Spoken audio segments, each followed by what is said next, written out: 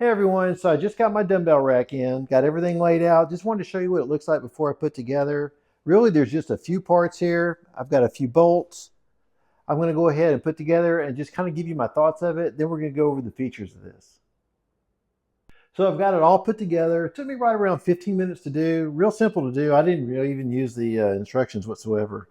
But I like the size of it. The footprint's real small. So this is something you could definitely put over really in a closet or in the corner. It doesn't take up much space at all.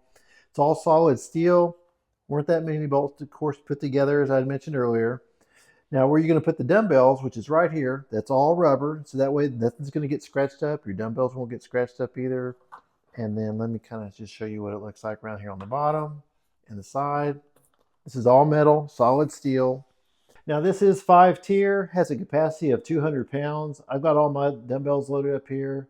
And then what I've also done too is since I had some extra dumbbells, I went ahead and just put them on the top. Definitely holds the space. That way I can make it almost 6-tier really. And then if you had some extra dumbbells, you could put them down here too. But I love it, very happy with it.